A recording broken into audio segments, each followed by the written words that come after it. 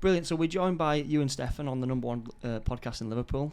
Ewan, can you just give us a bit of background of who you are, where you're from, and what you actually do? Yeah, so when people ask me about like who I am and what I do, there's a lot to say. I've got a few businesses. So mainly I am a TikTok content creator.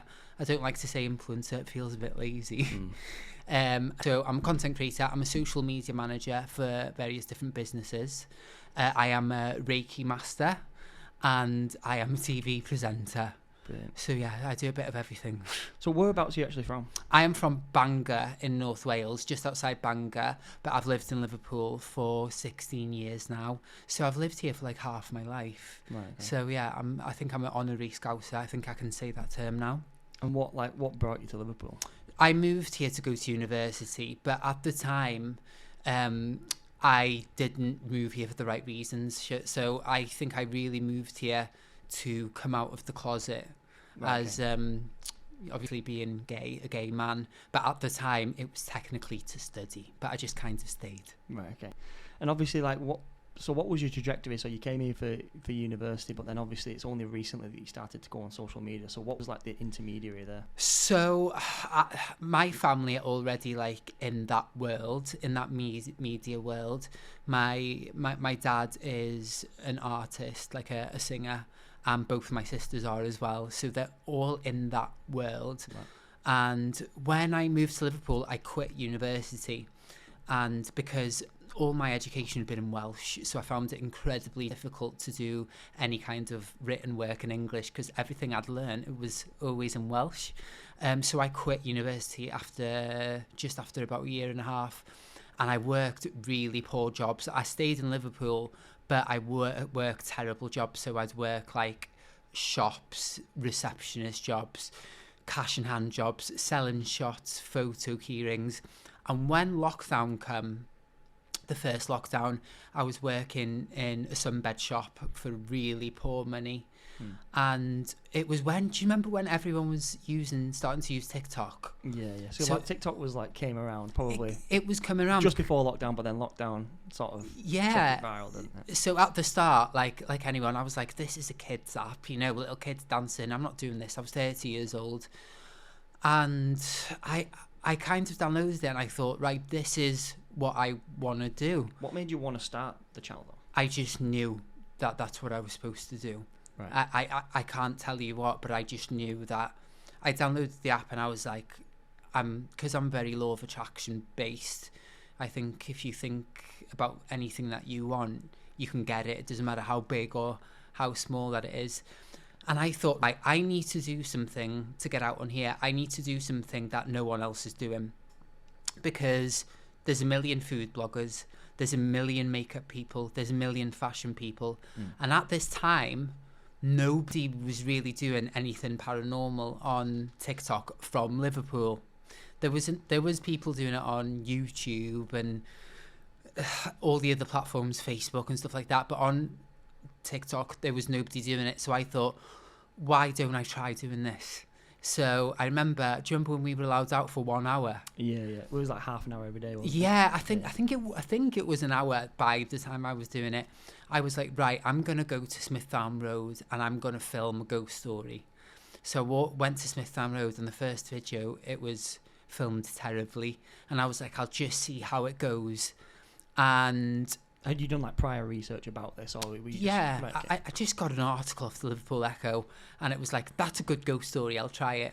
So I went to Smith Farm Road, I filmed it, and I woke up the next day, and I think it was on 325,000 views, that first video. So I was like, this is what I need to do. This is the path. This is what I'm doing. And then from there, I started posting these stories, and it got bigger and bigger and bigger.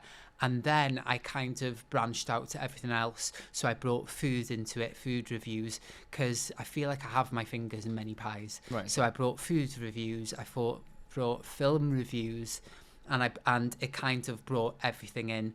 And then it got bigger and bigger, and then the videos started getting, like, by now, they're very cinematic. So, like, that first video, was that, like, the turning point where you thought, oh, I want to take this take this, you know, the whole way. Yeah, it was like confirmation from the universe, like, this is exactly what I need to do now. I love paranormal stuff. I love the unknown. And I thought, you know, and Liverpool's got so many stories, like, why don't I feed into this? Because no one's doing it. So you might as well just take it whilst you can get it. So I just kind of built everything from that. Do you remember what that first story was about? Yeah, it was. It was. I do. It was about a young lady that had passed away on Smithdown Road, apparently, and many taxi drivers had picked up her spirit and drove her to wherever she lived, and she was just not there. She was just disappeared from the back of the taxi. And people said that she'd been in the taxi. Yeah, and multiple people. She's always been described with the same name. In the same clothes, and it turned out that she did pass away. I think she passed away from a heart attack, and people still pick her up to this day. Yeah, which is crazy. So, like, I guess my question, we'll get it out of the way early. Like, do you believe in ghosts, or have you ever seen a ghost? Okay, I don't believe that ghosts sometimes are things that we think they are. I'm a very energy person. So I think, do you know when places get haunted by a ghost? So say now you get up and go to work every day at 9 a.m. and your body is used to getting up at 9 a.m. going to work every day. I think after you pass, part of your energy is still doing that. But I don't believe in ghosts as in like, ooh, I'm here to terrify you, you know. I think it's much more of like an energetic thing. Right. And I get asked this all the time, have you ever seen a ghost? When I was a kid, I walked past the graveyard with my dad. It was on a hot summer's day, so it wasn't a spooky vibe. And I saw in the graveyard, through the gate, it was the black outline of a person. It was just all black. I couldn't see any features, any face. Couldn't tell if it was a man or a woman. They just kind of burst through the graveyard into a tree. And it was just so quick. And that was really the only thing.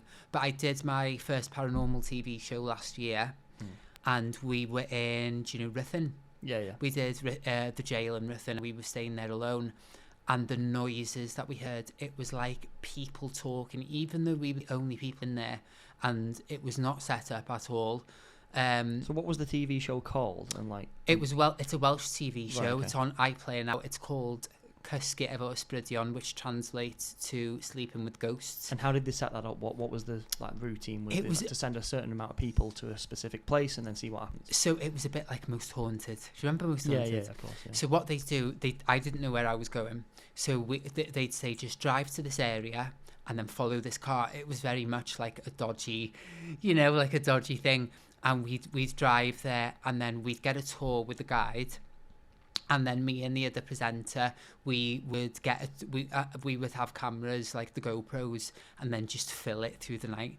So it was that kind of like system that we worked through.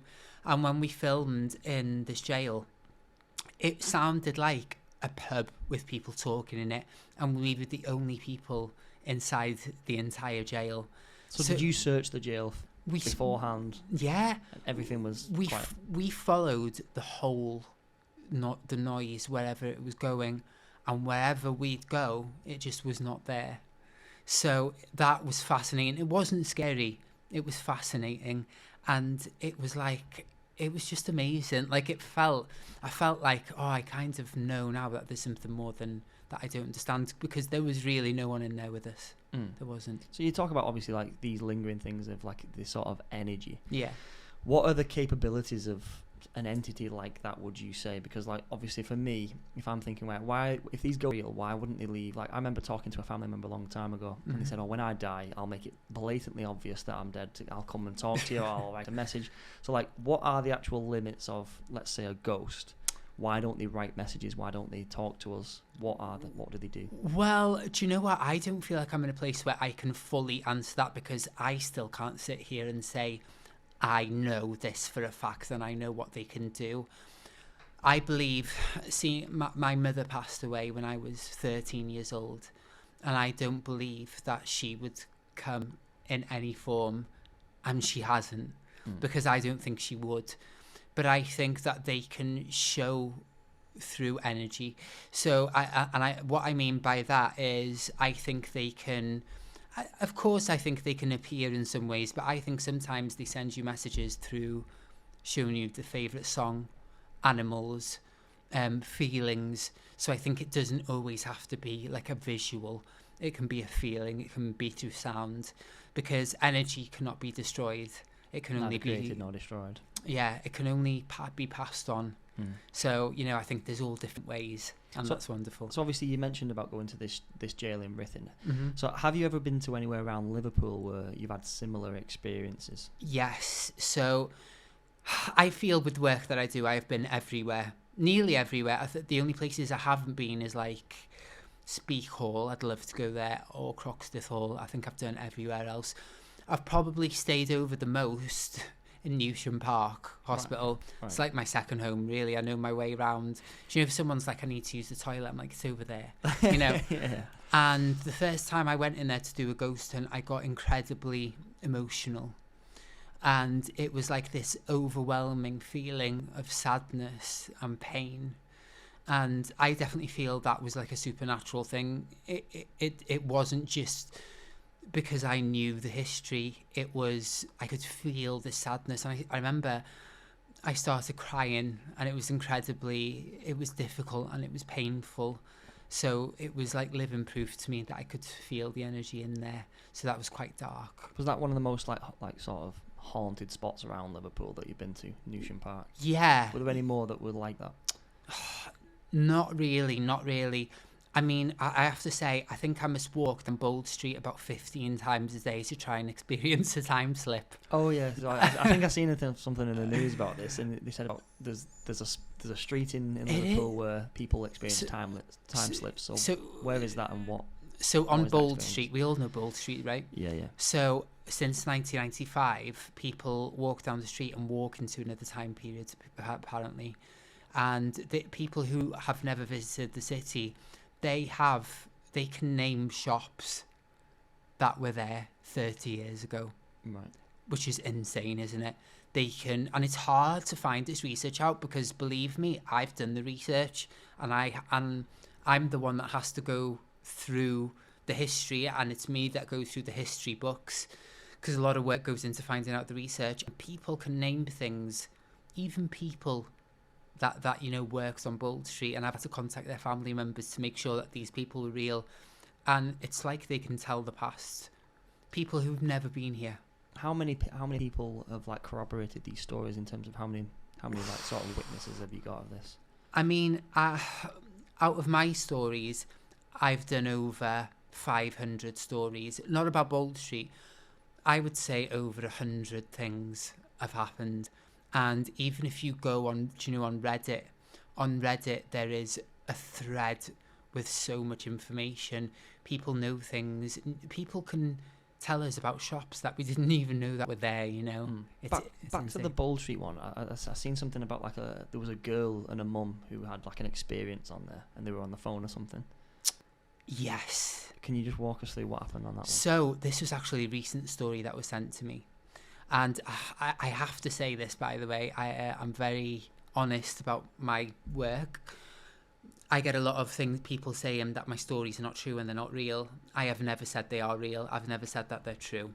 They're sent to me claiming to be true, and people go, how do you know they're real? And I'm like, I don't, because I'm not there. I'm just reading what's told to me. I'm a storyteller and not a historian. So you sort of take the facts, take the evidence provided, and you make that of that what you will. Yes, but I am not a historian. I'm not here. I'm not a fact checker or anything like that. So a mother and daughter was supposed to meet. So the daughter was at the top, the mother was at the bottom, and the daughter said on the phone to her mum, I'll be there in a minute. So she walked down Bold Street to meet her mum, and by the time she got to the bottom, 10 days had passed.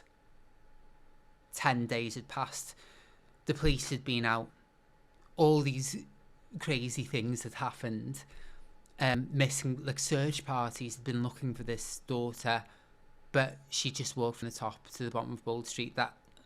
That's not possible. So it took 10 days, so then she ended up at the bottom after 10 days, and then where did she say that So and then she thought it was just a minute. Yeah, she thought it was a minute, but the mum had been going out of her mind, and 10 days had passed, and she walked from the top to the bottom. Now, that is an absolutely outrageous story. You know what I mean? I don't even know if I believe that. Yeah. But it's fascinating. And what did this girl, like, did they interview and what did she say? So the girl had contacted me and said that this has happened. So you've spoke to this girl? Through message, not directly. And again, my stuff's for entertainment. So it was a great piece of entertainment. But did they really contact police? I wasn't there. Yeah. I wasn't there. But this is just information that I was being told. So I just, I get sent hundreds of stories, and I have to go with the best of the bunch. What makes good entertainment, We're talking about, obviously, like, the best of the bunch. What is, like, the most unsettling story or the scariest story that you've produced? The scariest story was probably one from Penny Lane, where a girl had walked, I think it was into a closet, that sounds so American, into like a walk-in wardrobe, and there were like hooded figures inside there performing like a ritual, and I got a video of that as well, from the girl's mum, and I thought that was absolutely horrific because it was like demonic stuff. Right. I thought that was pretty dark. So, like, how old was the little girl? I think she was young. She was like 5, 6, and she'd walked in, and it was like a hooded figure, and they sent me this footage. Do you know what I mean? And I thought it was horrific. It really was. So when you get these stories, obviously, like, you have to get footage and whatnot. Where does all the footage come from? Because I see different footage, and you can't tell whether it's real or like is some of it like sort of fake, or like where do you get the actual footage from? I have to be honest. So some of the clips that are sent to me, people said to me, "Oh my God, this is footage. This is footage from Japan," and then some of it turns out that it is. Do you know what I mean? But again, I am just going by stories that are told to me, and I get so many horrible messages and comments. Like, I had a message this morning from someone. It was a big message on inbox. People have a lot of time. It's crazy because I get paid for views. So whether they're commenting good or bad, you're getting paid. So I would never block the trolls. I wouldn't, because they're paying. They're paying. Like, I need them. I need you. Because they create sort of like comments in the comment section, and obviously people, the more comments, then the more views, and then the more like hysteria. A comment I get really often is, "You sound like Paul O'Grady." You do. It's good voice though. Can I swear? Yeah, of course. That is the shittest insult ever. Like, it's like, oh, is that all you have to say? But I think you're paying the bills. But I got a message this morning. It was like, "Lad, all you do is chat shit. It's all lies." And I said, and I just say, I've never said it wasn't lies. Yeah. Do you know what I mean? It probably is. But it's entertaining. But it pays the bills. So you got to keep doing it. How do you sort of like navigate that? Like, that's like, if you're constantly getting like these messages of just negativity all the time, how do you navigate that?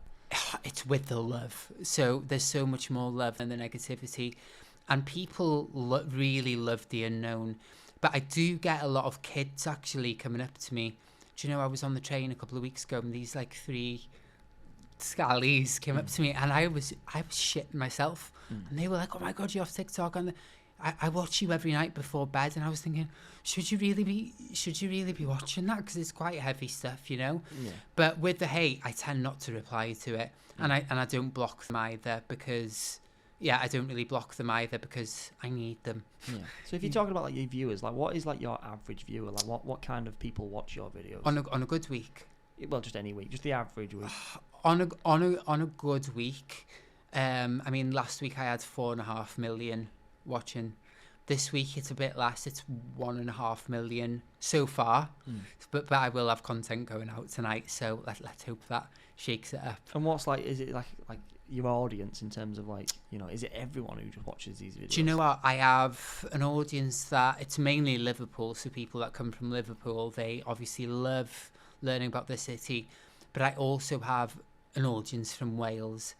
But I do have a lot of people saying, "Why is it always Liverpool?"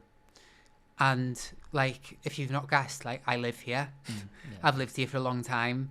I don't really have the time to visit. I'd love to go to Manchester and London, and maybe that is a conversation for the future. But for now, I don't really have the time or the resources to research other cities. But I say to the people that say this to me, why don't you do it in these cities? Why don't we all do it together? Do you know what I mean? Wouldn't that be amazing? Yeah, that would be good. Just to sort of go back to like the one that I did read that I'll be interested to hear about, because I never knew like that this even existed. But yeah, you talked about like the Liverpool Underground, and you said some people had gone exploring this, and that you can explore it as well, and that it's not even closed. The Williamson tunnels, is it? Yeah, the tunnels. Yeah. So can you shed some light on that? Tunnels underneath Liverpool called the Williamson Tunnels, and it was built by this man and Joseph Williamson, and they're all underneath the city, and no one knows why they were built. So there's theories, but there's no one can put the finger on it why these tunnels were built. And there's stories of he built it to make more jobs and stuff for people in the city, but there's also like the darker side, which I like that side, obviously, and that he was involved in like the occult, and there was devil worship stuff in there, and it was just really fascinating. I've actually never been. I would love to go, but it's a tour that you can go and do, and they have raves there every month, which would be so cool to go to. But I'm not really a party animal. Yeah. I'm sober, from alcohol. So like it just really my scene. But these tunnels, they literally run underneath the city, and no one knows why they're here. But anyone can go in and out. I think you have to pay. Right. Okay. I think you have to pay. There's another story, and your head's going to fall off. You know, when they were building the Queensway Tunnel, they found an underground village underneath Liverpool with 4-foot doors. Like in the Mersey? No, like actually under the city. I think it was just on the edge of the city, underneath Duke Street. Right. And this is true. So, and when they were building it, they told the council that they'd found this. It was like Tudor times village, and the doors were 4 foot. Okay, and the council banned any research to get done about this. So they just knocked it all down and just didn't say a word. They closed it, and that's underneath. What are some of the theories behind that? What do they think? I mean, the most fun theory is that we have dwarves, some kind of dwarves living underneath our feet. How cool would that be? But again, this is a story. I've got to be honest, it's a story. But the story has a lot of different sources. There's tunnels as well. There's tunnels everywhere underneath the city. There's so much. I think we have a limited understanding of our history here. Has anyone ever seen anything in the tunnels? Yes. So I actually posted a video on Instagram last night where there's tunnels underneath, do you know, the town hall? Yeah. And 2 explorers had gone in. So these tunnels, they run to like, from what I understand, to Rodney Street, to County Road, I think. So they go that far? Yeah. They span across the whole city? And someone filmed, they walked into these tunnels and there were hooded figures in there performing some kind of ritual. And I think that was insane. I'll tell you about the most insane video, and I'm telling you this is true. There's a video of it on YouTube, okay? So underneath the Adelphi, there is a Masonic lodge. Right, okay. So in the Adelphi, I think I'm banned for life from the Adelphi. I was say, isn't that deemed the most like haunted place in Liverpool? The most haunted hotel in the UK. In the UK? That's it. Shit, right. And I think I'm banned from there because I've given it that much bad press. Right, okay. I would love to stay there. Oh my God, I would love it. I love the Adelphi. Yeah. I think it's got so much character. It's a shithole, but it's it's beautiful. It's Liverpool shithole. It's gorgeous. It's ours. So if you go on YouTube, I'll send you the link. There is a video of people going to explore this Masonic lodge. So we have the Adelphi Hotel. Underneath you have the kitchens. And then underneath you have this lodge. And they found this Masonic room. It had lights on and stuff. It had a child's hairband with hair. It had...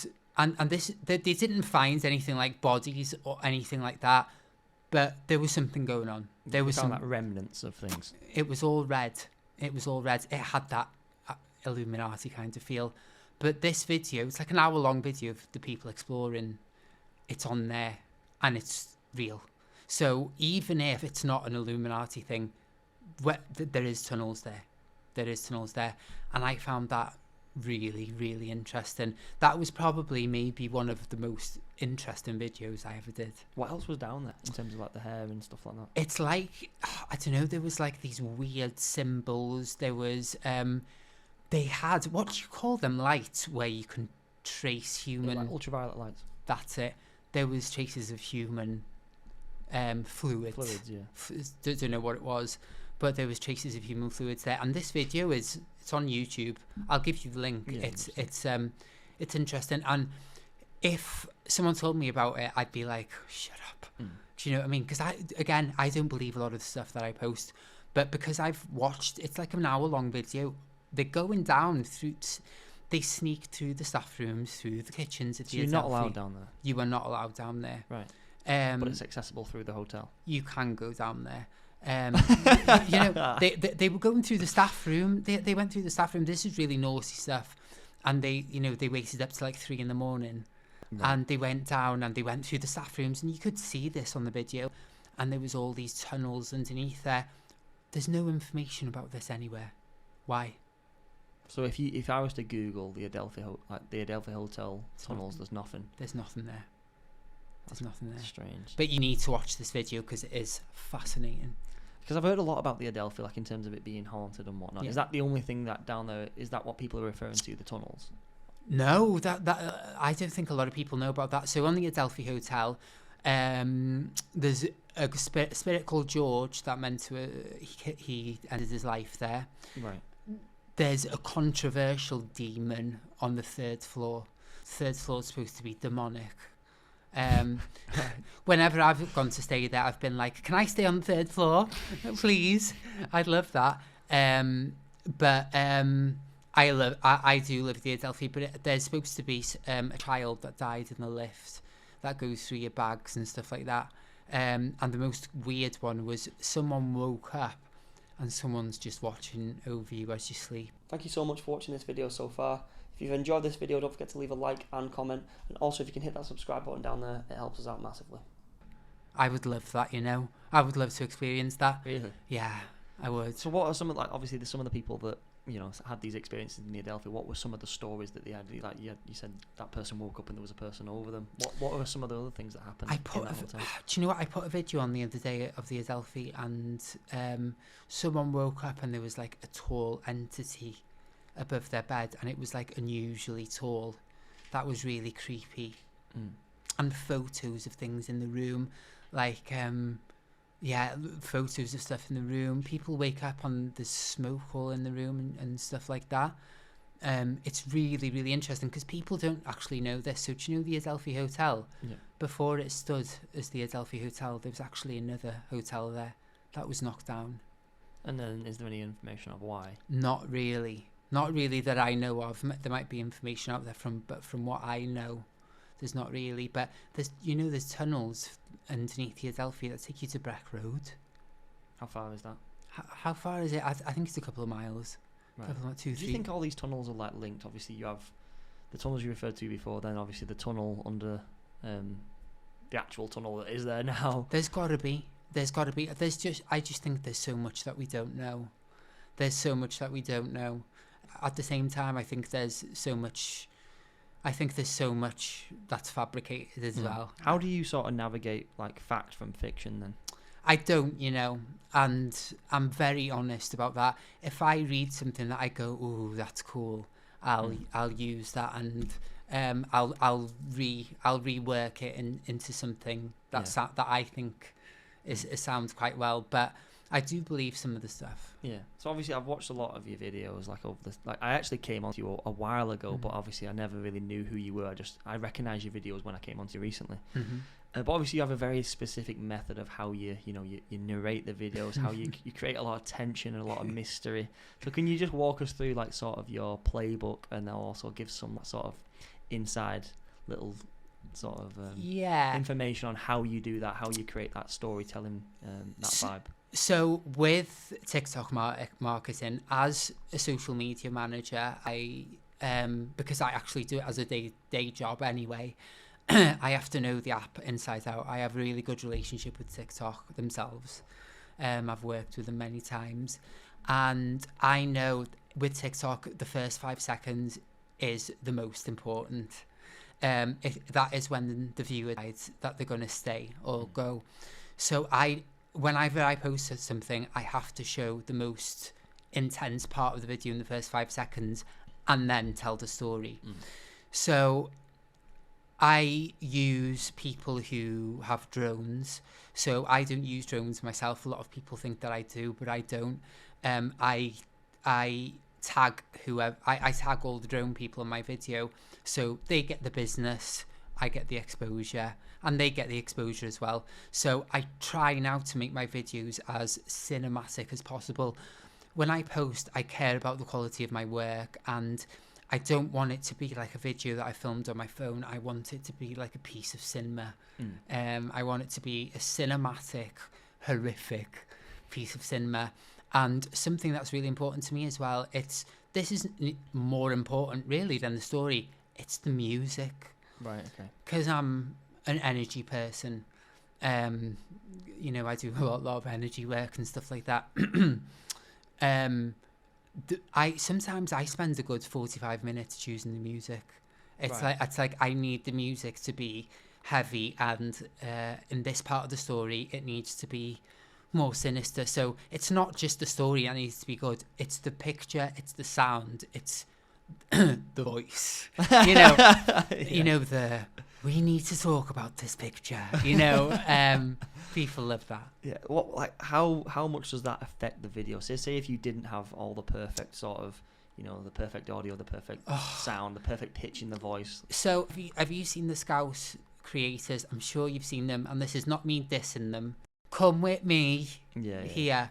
That, I think that is a really poor way of marketing. Right. Because imagine if I started a video by saying, this is Bold Street where people experience time slips. I don't think that sells it. I think if you have the voice and, you know, you make it really, like, you want to make it a bit mystical. I think you want to get them in straight away. So I think even when I do the food reviews, you know, I put the best clips of the food first. Yeah. And it always does well. Yeah. Always. Yeah, like it creates that mystery. Like me and Reese have always talked about, you know, how do people sort of market things, and the mystery is like the number one thing to suck people in. But in terms of the storytelling, is there a specific way that you go about storytelling in order to like sort of, because obviously I'm not an expert, but when I was doing English at school, obviously you don't want to tell them everything up front. You want to like lead them on a little bit, and then obviously you come to the pinnacle of the story, and then obviously you ease out. But how do you go about storytelling? Okay, so you, as I said before, you need to get that viewer in the first 5 seconds. So in them first 5 seconds, you need to do everything you can to make them watch the rest of it. So I try and show the most horrific, where that first clip of the video, I need the viewer to go, oh my god, what's that? And then I'll bring everything else. So this is where it is. This is who's the main character, if you want. So yeah, it's the first 5 seconds, tell the story, and then I always end it with, this mystery remains unsolved. And then people, it freaks them out. But I like to put a lot, I don't know if you've noticed, I like to put jump scares in as well. Yeah. No, I noticed. So I get a lot of comments a lot of the time. If you read my comments, I don't read comments a lot anymore. I just leave it. But when I read comments, people going, for God's sake, Iwan, it's 3 a.m. These jump scares, but that means I've done my job. Yeah. Like, I can't sleep. Why are you posting this at 10 in the night? And I'm like, tick, I've done my job. Do you know what I mean? Because that's what reaction I do want. I love giving the viewer like that opportunity to be scared. It's almost like an addictive reaction. But why do you think that people, obviously, like being scared, or having too much mystery, like a mystery overload, is, it creates like that kind of fear response, doesn't it? But why do you think people are almost addicted to that? Because that's what it comes across, is that people are almost addicted to your content. People love the unknown. Do you know what? I think whether you like the paranormal or whether you're into the paranormal or not, people like mystery. People like what they can't explain, and people always will. It's a conversation. Do you know, like, some of the biggest skeptics I've ever met, they still like to talk about ghosts and aliens. I've never really met someone that doesn't really like to speak about things like that. People like to talk about things they can't explain. So I think it's a wonderful market. Do you know what I mean? Yeah. And there is other ghost creators in Liverpool now. When I started TikTok, there wasn't. I don't like to say the original because I'm not like that. But you? I'm not. But there is ghost people that do it in Liverpool now, and they've messaged me and said, "Oh, do you mind if I start posting this?" And there's teenagers that's messaged me going, "Oh, do you mind if I start doing ghost stories?" And I always say, "Do you know what? There's room for all of us. Go for it. I'll repost you. I'll support you." Because, why don't we all support each other? Yeah. I like that.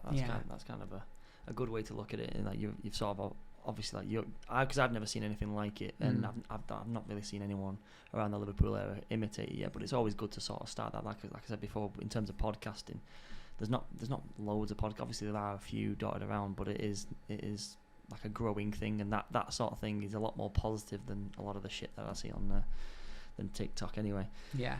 Have you ever had like a particular story that made you like question, like, or change or divert your thoughts behind what you do? What do you mean? Like in terms of like obviously your beliefs and whatnot. Have any like your videos or any of the stories that you were sort of looking into, did they make you like re-question, change your mind on something? So I have had like a bit of an uncomfortable situation where I did a story on a certain property. I won't say which one it is, but it was a really cool video, to be honest. And the property, it looks the part. And I was messaged by someone that lived in there that was really bothered by the video. Right, okay. And they were like, "Trust me, nothing has happened in there. And I don't want to draw attention to that property." So I did delete it because I don't want to harm anyone. Yeah. Do you know what I mean? I don't want to harm anyone. So that kind of made me think, oh, maybe I shouldn't believe everything that people are sending to me. But it's interesting. Yeah. Have you ever had other people like reach out to you, like, either relate to a story or be part of the story that you're telling? Yes. Most of them are like with the time slips. So a lot of them I get like, I've experienced a time slip. But I get a lot of people saying, now I think I did a story about a lady in red in Liverpool, one that people keep seeing that was run over. Right. People have seen her. So that's really interesting. That's really, really cool. And a lot of stuff in Newsham Park. But a lot of the stories I get, they're not very good. In terms of what? I do. Like, my aim is, as a brand, is I need to make sure that the story is good from top to bottom. So, sometimes I'll get a story and say, I seen a ghost of someone in white walking down the road. And I'm like, I can't really do anything with that. Yeah. Like, could you imagine if I posted the video and gone, I'm just letting you know, this woman called Charlotte just seen, this person walking down the street in white and bootled, the end. I need a start, I need a middle, and I need a conclusion. Right, okay. So, and I need a bit of history. So it's a lot of work. People don't really get it, but like, I have to dig out history, I have to dig out research, and I have to try and make sure that most of the things that I say from my part, that I know that I'm not telling anything that's too false. Have you ever had anyone like reach out and tell you like not to do what you're about to do? Obviously, apart from that one person who made you delete the video, have you ever had anyone say like, oh, you shouldn't be sort of snooping around this area? No, not really. No, everyone loves it.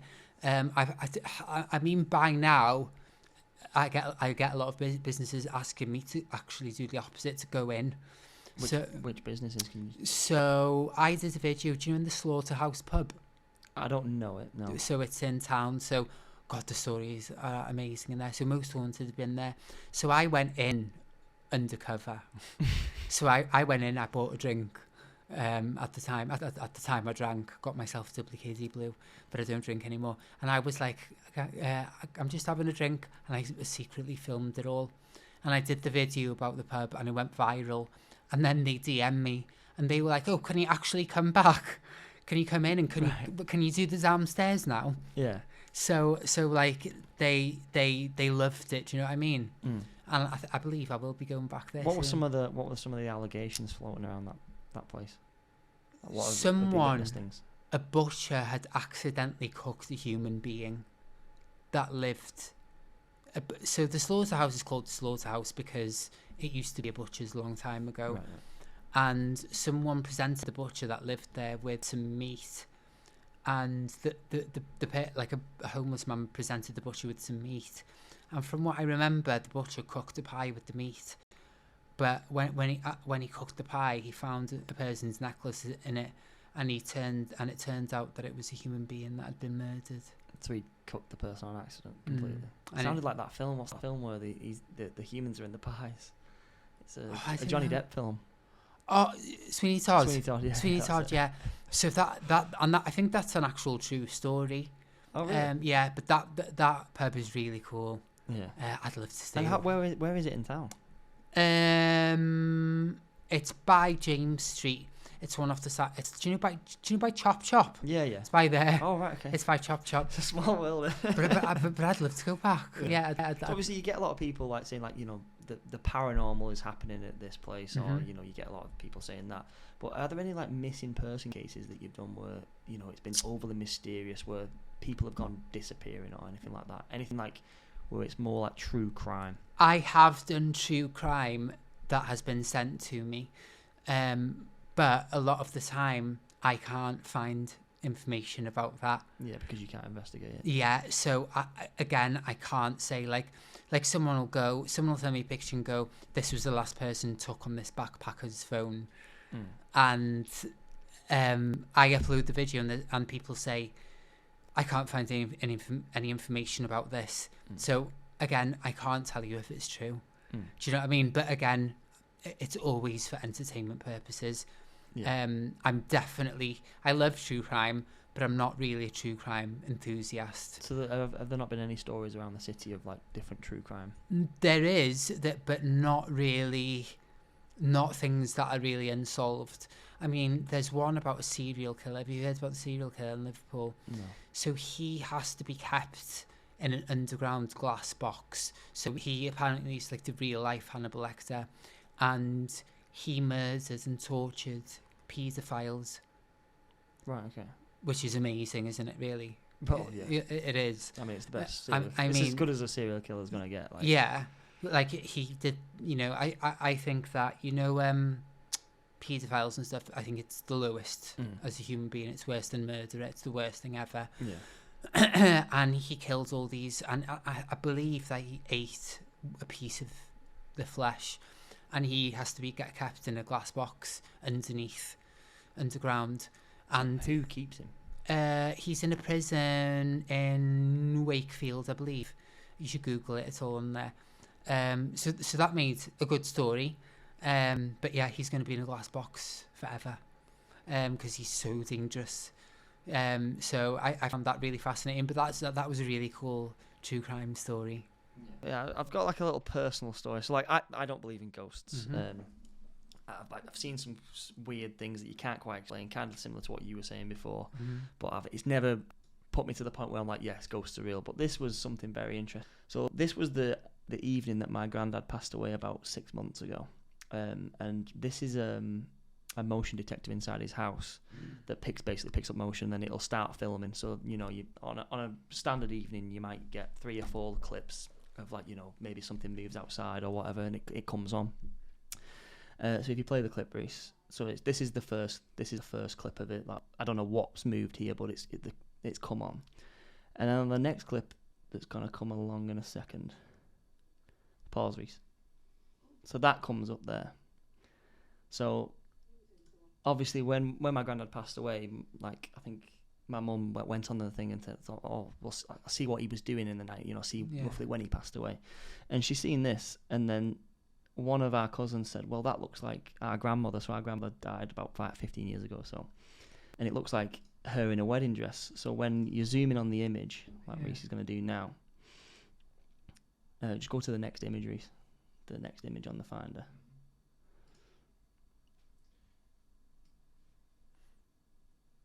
So when you zoom in, that's what you see there. But the strangest thing is like, do you see that the white backdrop? That's the outside. So that's still at night, but the white is inexplicable. Wow! Look at the flower. You can even see the flowers in it. It's quite. But the weird thing for me, because when I first saw this, the weird thing for me was that it was on the exact night that he died. Wow. So it was so strange. Thank you very much for watching, and thank you for your support so far. However, YouTube is telling us that over 72% of you are yet unsubscribed to the channel. So if you can do us a massive favour and hit that subscribe button, it'll help this channel out massively and help us create content more in the future. But what are some of the things, like, if you were to design your own horror film, like, what kind of things would you include in that? I'd love to do one. Have you ever thought about doing one? I would love to do a horror film. I'd love to act in one. I did my degree in acting, so I'd love to do it. So I would want to do something really controversial. So I wouldn't want to do like a slash run away from the killer kind of thing. I would want to do something that would get people talking. So I don't know so much about plot. Right, okay. I don't know so much about a plot, but I'd like to do something that would really, like, people would be like, oh my God, like, they shouldn't have done that. It was repulsive. And if you watch horror films, it's always got the same rules. Children don't die. If you have sex, you die. If you take drugs, you die. Honestly, you watch any horror film, and these are the rules. Really? So, yeah. So if you have sex, you die. If you take drugs, you die. Children don't die. Animals really don't die in horror films. To be fair, I've got one exception. I remember watching, I can't remember what that film's called, but she sticks her head out of a window on a motorway and she gets decapitated. Hereditary. Yeah. I love that film. I remember I watched it with my mate, and I watched it with Reese, and we turned and just like burst out laughing. And that film was so effective because it showed a child dying. Yeah. It was great. Well, no, I don't mean it was great that a child died. It pushed buttons. Yeah. It enraged people. So that's it was creative art. Yeah. I thought. Why do you think people like sort of seek the thrill? Obviously, you've said it from a personal perspective of, you want to see how far things can go, but I think that's quite an exception in terms of, that's not usually probably an answer a lot of people give. Why is horror films like such a necessity for people? I suppose it goes back to like the unknown. People like being scared, and not just with horror films. People like going to theme parks to scare themselves. People like to do. People love a thrill because life can get so the way that it is, hectic and stuff. So it's good to get out for a little bit and be a little bit scared. But nothing really scares me. I think it's the living you need to be scared of. Yeah. Yeah, true. I do. Human beings terrify me a lot more than films and TikTok videos. Yeah, human beings are what you need to worry about. Yeah. So you mentioned before as well that you sort of you've been to different places. Like, is there anywhere that you've not that you would like to go where you've not been yet to investigate? Whether it be in Liverpool or the UK or even worldwide. Yes. Where would be some of the top places? So I did do a video on this place, and it's supposed to be like the most evil, demonic place ever. And I'm like, I need to go and stay there on my own. I'd love that. So it's called 30 East Drive. Have you heard of it? No. So it's in Yorkshire, and it's just like a terraced house. And there's supposed to be... It's in England? Yes. Right. So there's supposed to be like a demonic monk in there, and people have been like thrown down the stairs violently. They've had like glass tables thrown at them. I've done TikToks on it. Have a look. I would love to stay there on my own. Oh... I'd be so happy.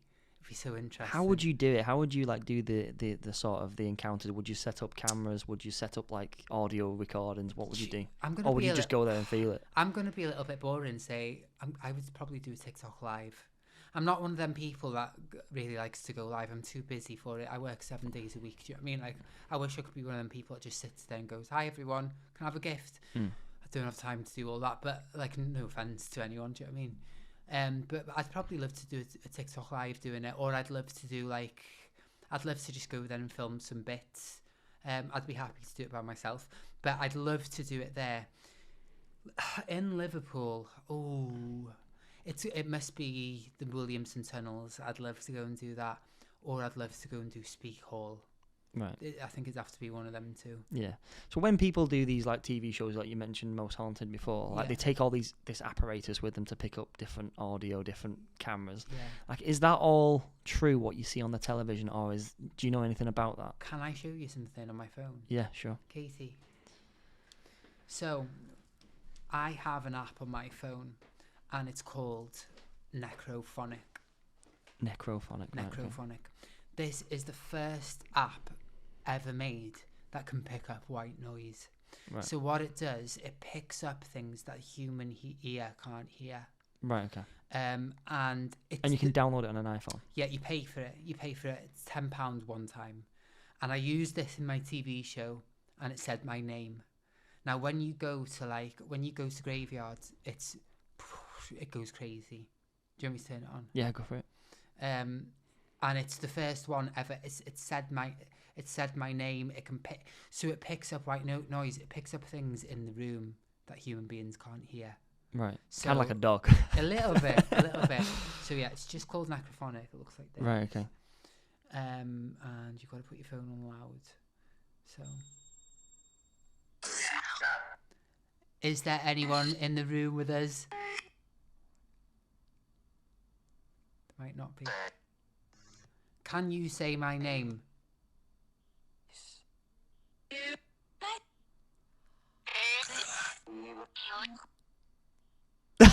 So it's really, really cool. So that is that's audio that we can't hear. It is. When I did my TV show, because it was Welsh, it spoke Welsh.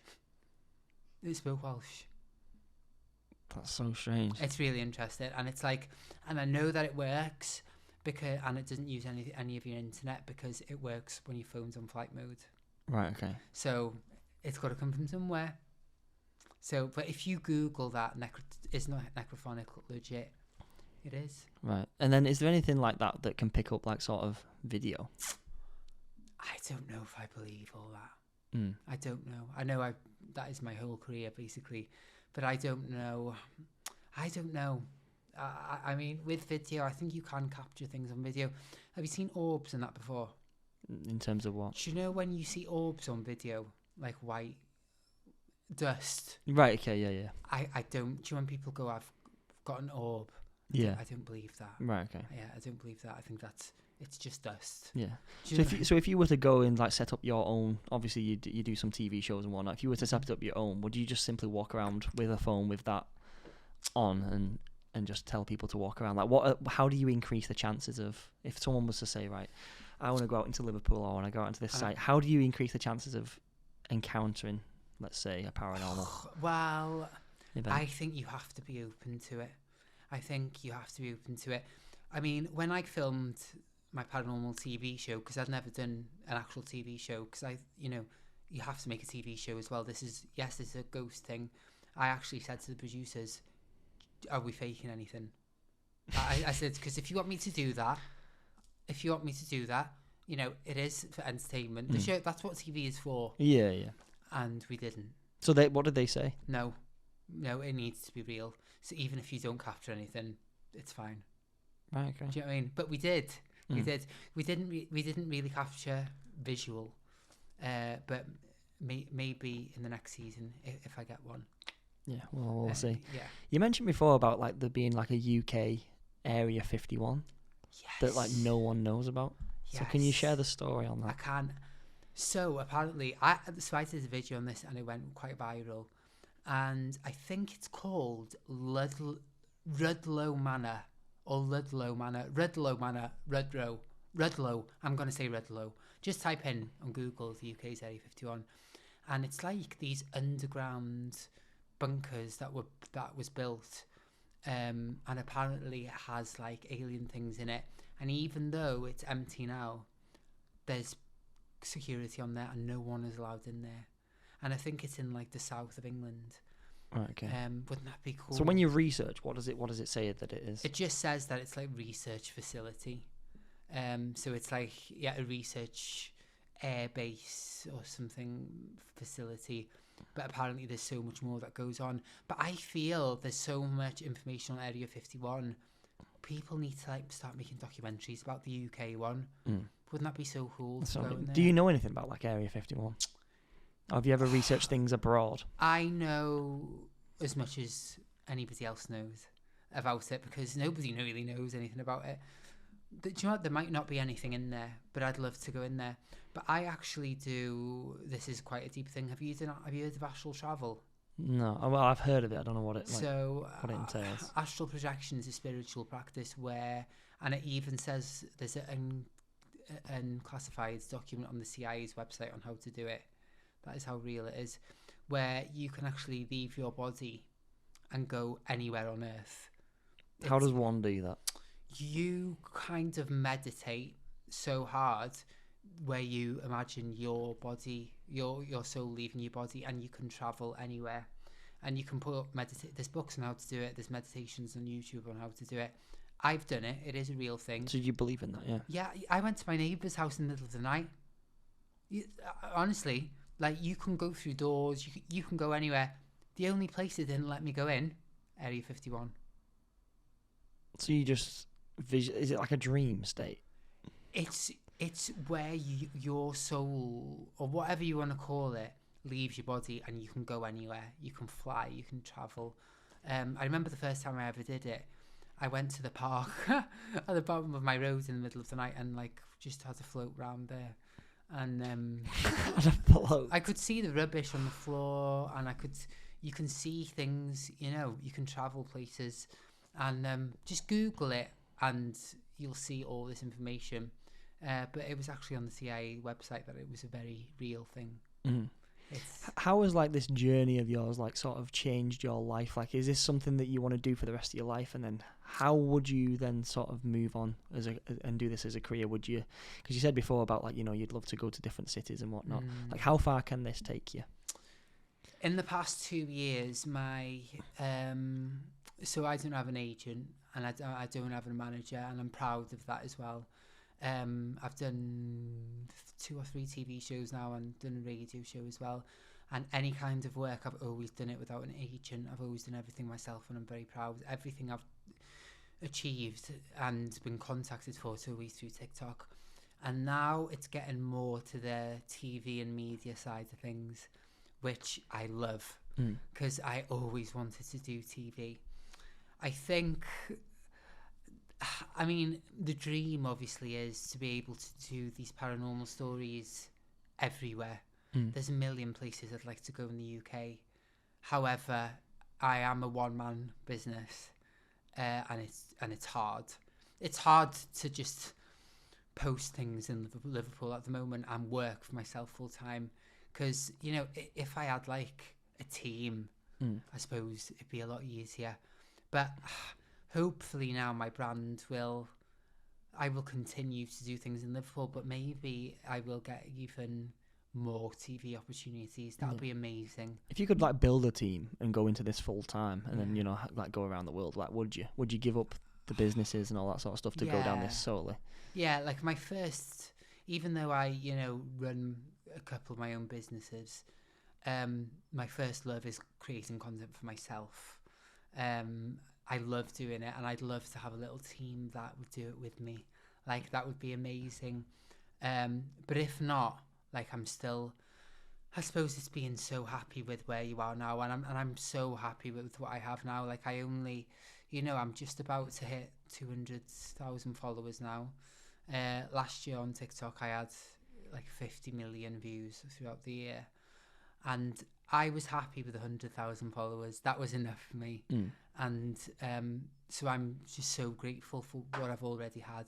So if it doesn't go any further, great. But if it does, amazing. But I'm just happy with what I have. Yeah, that's good. That's the key, I think. One of the big questions I wanted to ask you is like, what is the number one conspiracy theory that you think, like, what is the biggest conspiracy theory on the planet? Not just in the UK. Can it be really controversial? Of course. The more controversial, the better. Because I think that people are not going to like this. Go on. And it's not one of the most exciting ones either.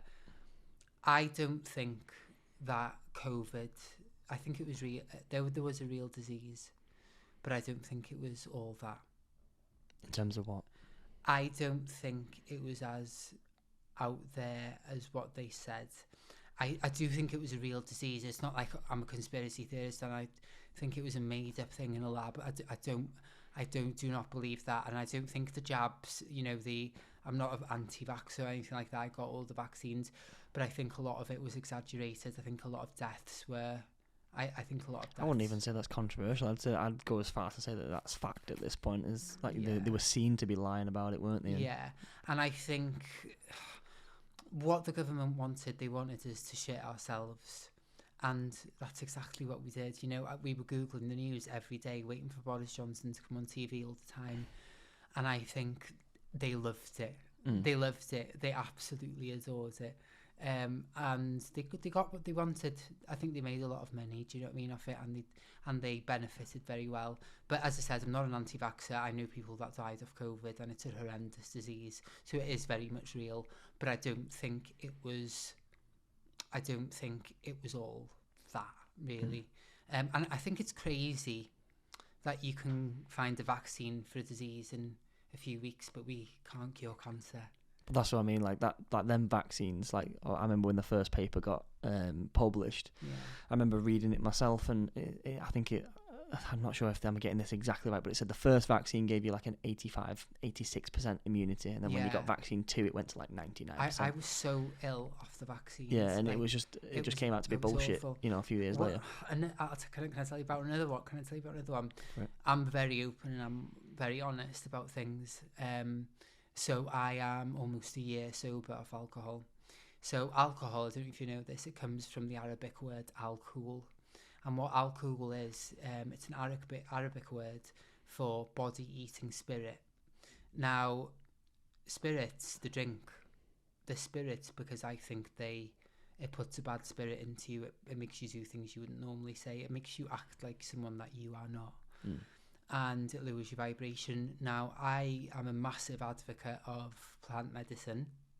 I love plant medicine. I use... In terms of what types you use? I love mushrooms. And that's not... and not just for microdosing, for trips. Right. I think they are medicine. I think they are my medicine from Mother Nature, but it's crazy because I think they're class A. But I'm telling you now, this might be a bit of a conspiracy theory. If the whole world was using magic mushrooms, there would be no conflict. There would be no war. There would be, it really is. It wakes you up to things. And in what way? Why do you think all that? When you have them, this is not me condoning them because I would never tell anyone to do anything. It's definitely, but for me personally, it made me see my life differently. It made me appreciate things in life, and it made me think about things that I wouldn't normally think about. And I think that is why mushrooms are class A. I think they are class A or class B. And alcohol that you can so freely buy everywhere. It's crazy. Do you think they've done that in a very specific way to get us to do it? It wakes you up. So because I don't use mushrooms to party, I use mushrooms for therapeutic and medicinal purposes. And when I take them, I think about things that I wouldn't normally think of. I start thinking deeper about my life and the cycle of things and things like that. I really, it makes me think a hell of a lot. And I think if the whole world was on mushrooms, not just for your mental health, it's just for a lot of different benefits. I think if the whole world used plant medicine, there would be no conflict in the world. I think I remember Mike Tyson saying, because Mike Tyson's very similar. He's on it a lot, isn't he? I remember him saying something very similar of like, if everyone took this, like, we wouldn't be in the predicament we're in. And I am thinking, like, I've done Cambo, so I've had the frog poison in me, and basically you get frog poison. It's legal. I've had it put in me, and the poison swims around your body, and you vomit until you pass out. And what it does, it's like it cleanses you. But I think the next on the list for me is I think I'm going to go do ayahuasca. So what's that? So have you not heard of ayahuasca? I've heard of it, but for those who haven't. Ayahuasca is plant medicine. It's with DMT. which I've done DMT before. And what it does, it's like a psychedelic, hallucinogenic medicine that gets used in shamanic ways. So basically, you go to the jungles in Peru or Mexico. You can do it in Amsterdam, but I wouldn't do it there. I do it properly. And basically, you trip, and it's supposed to be extremely healing. And it's supposed to, you vomit and go to the toilet a lot. And a lot of it is not nice, but it's supposed to really, really heal you. It's healed things with addiction, and it helps with trauma and things like that. But it is expensive, you know. It's about. Say like how much would it cost to do these processes? To do the trip in a real well place. Well, I've been looking at going to do it, and I was going to go and do it on my birthday next month. It's about 7-8 grand. Jeez. But I would do it. So basically, what you do is you go and stay in these retreats, and I'd go to like a nice, classy one, and you just take this medicine for about 5-6 days, every day. And then it's supposed to really, really heal you. I know that you can do ceremonies here, but it is illegal here. And I wouldn't want to do it in the dodgy way. I'd want to do it in the proper way. But I'm very open about plant medicine. I think it's very underrated. Yeah. Interesting. Just to round the show off with the last few questions. So we do like a quick fire round. So quick questions, quick answers. So if your TikTok channel has taught you one thing about the paranormal activity, what would you say that's been? If it's taught me anything about paranormal activity, I suppose it's like, don't believe everything you read. I think that really goes without saying anyway. I think, you know, like I said, I don't believe 80% of the stuff that I post, but you know, if it's entertaining, post it. Yeah, interesting. What's one street in Liverpool? Obviously, in your case, you would walk down, but what would you say? What was the one street in Liverpool that you'd warn people to walk down? I think you know. Bold Street. The Bold Street time slips. Ouija boards, real or nonsense? Real if you put your intention into it. It's all about intention. People are really scared of Ouija boards, but they are just a piece of wood, that's all. I have about 8 in the house. I absolutely adore them. I think they're gorgeous. I'd love to get Ouija boards tattooed across my back. I'd love that. I might get it one day. So have you ever done a Ouija? Yeah, I love them, but it's if you go into it thinking that something demonic's going to come, it will. Really? So if you, it's like anything, it's intention. So if you go into it thinking that you're protected, you will be protected. But at the end of the day, it is a piece of wood. That's all it is. What's one mystery that you would really want the answer to? If you could only choose one. Oh, there's so many. I mean, the most boring. Oh no, I don't want to be boring. I need to know what happened to Madeleine McCann. I would love that. Or, do you know John Benet Ramsey? No. Oh, well, I know. I've heard the name, but I don't know the story. So it's a girl that vanished from a house. There's a Netflix documentary. And she was a beauty queen, like a pageant queen. And she was strangled in a house on Christmas Eve when all the family was in the house. And it had a stranger's DNA on her. But no one knows who did it. She was found in the cellar. And I'd love to know. I would love to know. So was she like going to compete in a pageant and then she was just murdered? No, it was Christmas Eve that happened. Right. Okay. And they never found out whose DNA it was. I'd love that. Or oh God, you got me on. Go on, give us one more. The flight that went missing. Yeah, I've heard about this, but is there not loads of flights that have gone missing? There is. Or is there one that stands out? Do you know what I really... So do you know the Bermuda Triangle? Yeah. That's what I mean, loads of them go missing. Did you know this? You can Google this. Do you know eels, the animals? No one knows how they breathe. So every eel in the world swims to the Bermuda Triangle at the same time every year. They breathe and then they come back. That's true. Right. So, but if we know where they go to breed, has no one ever gone there? Well, I suppose people can't go there. Yeah. But no, and this is really interesting because I've seen this on TikTok. Don't believe everything you see on TikTok, but apparently, do you know, even eels that are in tanks, when it comes to that time of year, when they mate, because they mate at a certain time of the year, the eels in the tanks, they swim towards that way. Right. And that is like a really interesting. Do they not even know how they mate? Say if you had a male and a female in a tank, No. do they not mate at all unless they go to this place? No, they have to go there to do it. Isn't that insane? I've never heard that. I'll have to fact check that. Yeah, But that's, I mean, I can't tell you that's like 1,000,000%, but like I've read about that, and it's like they have to go to this mysterious part of the world to reproduce. That's crazy. Isn't that so cool? What's one piece of advice you'd tell your younger self before you started this journey? Be authentic. So when I first moved to Liverpool, I was very much like a Scouse person. Well, I didn't say like a Scouse person. I followed the trends. I was all about designer clothes. Well, from Cheetah Mill, fake designer clothes and all that, just to try and fit in. And then I learned that actually my authenticity was actually that's where what sells. So the more real you are, the more out there. So do you know, everything that makes me weird, that became my everything. So be yourself and don't try and copy anyone else. Yeah, I respect that. What do you think happens to us when we die? I don't think we go to houses and stand there like, ooh. I think that our energy goes somewhere else. I don't really. I think you might cross energies with your loved ones, not to like meet up with them and give them a kiss. I think that energies just mix and things like that. So I think that there is something else, but I can't tell you what. What's the worst piece of advice you've ever been given? The worst piece of advice that I've ever been given.